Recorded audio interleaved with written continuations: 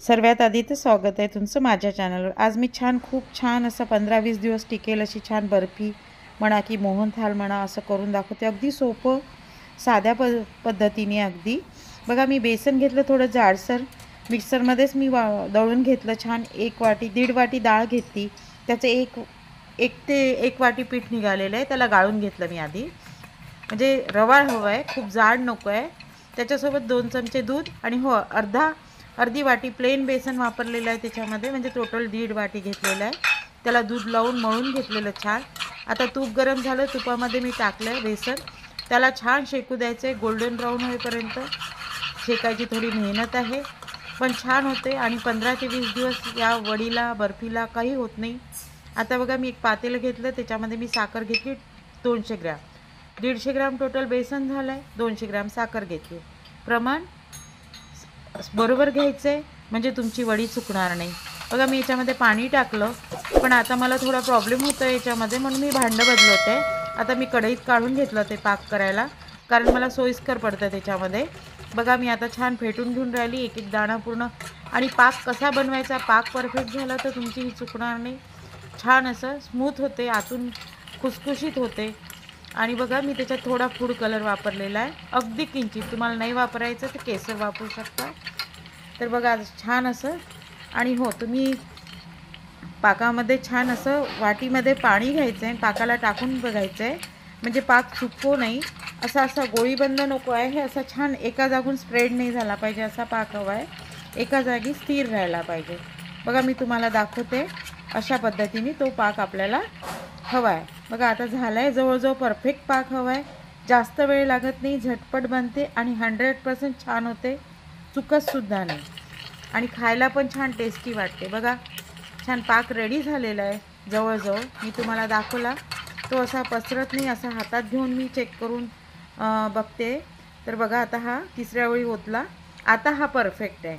बघा असं छान होऊन राहिलं, नाही तर खूप कडक होईल तुमची वडी जर तुम्ही त्याला खूप जास्त होऊ दिलं तर। आता मी गॅस बंद केला, त्याला आता थोडं थंड होऊ देते तोचपर्यंत। बघा बेसन छान शेकलं गेलं। बघा 1 वाटी जाडसर बेसन घेतलेलं आहे, रवाळ अर्धी वाटी प्लेन। आता मी पिस्ता काजू बदाम छान असं बारीक किसणीने हे करून घेतलेलं आहे, किसल्यासारखं, आणि त्याच्यात छान टेस्ट येते। अर्धी चमची वेलची थोडी जाडसर ठेवली आहे, ते तोंडात आल्यावर खाताना छान वाटतं, नाही तर तुम्ही पावडर पण टाकू शकता। आता बघा पाक थोडा गार होऊ दिला, सेटल होऊ दिला। आता मी टाकते गरम याच्यातच, असं छान फसफसून येतं ना, त्याच्यामुळे तुमची वडी खूप छान होते। बघा असे बबल्स यायला लागले ना, याच्यामध्ये आपल्याला आणखी फिरून जितका पाक बसतो आहे तितका टाकायचा आहे, थोडाफार उरू शकतो 200 ग्रॅम याच्यातनं। बघा आता त्याला छान असं स्मूथ, कारण जाडसर पीठ वापरलं आहे म्हटल्यावर थोडा पाक जास्त वापरावा लागेल, कारण त्याने नरमपणा येतो मग। बघा मी आता एका डिशला तूप लावून घेतलं छान पूर्णपणे। आता हे रेडी झालं आहे, असे बबल्स आहे याच्यामध्ये, थोडं आणखी पाक टाकते गोडसरपणा वाढव म्हणून। तर मग आता छान झालेलं आहे, पूर्णपणे पाक वापरलाच गेला आहे, म्हणजे 150 ग्रॅम बेसनाला 200 ग्रॅम साखरेचा पाक लागतो ही नक्की आहे, पण थोडाफार उरू शकतो। बघा छान झालं आहे ना, असं फसफसल्यासारखं असं छान दिसतंय। आता हे मी फटाफट डिश 5 मिनटात तुमची वडी सेटल होऊन जाते, म्हणजे अगदी छान काप करू शकता। थोडं गरम असतानाच काप करून घ्या, थोडे पिस्ते, नुसते पिस्ते घेतले त्याच्यावर छान दिसते म्हणून आता मी पिस्ते टाकले। आता मी छोटे छोटे काप करून घेते याचे।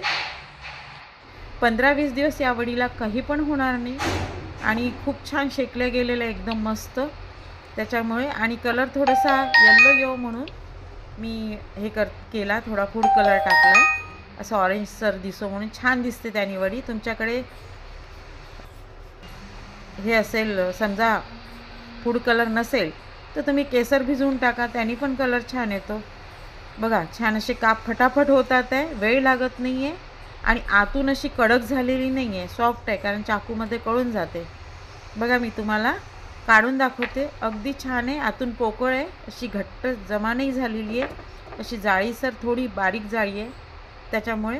आता बघा पूर्ण वडी काढून दाखवली मी तुम्हाला, अगदी इझिली तुटते आणि छान आहे, असं खाताना पण अशी मस्त तोंडामध्ये कडक वाटणार नाही, छान झाली आहे।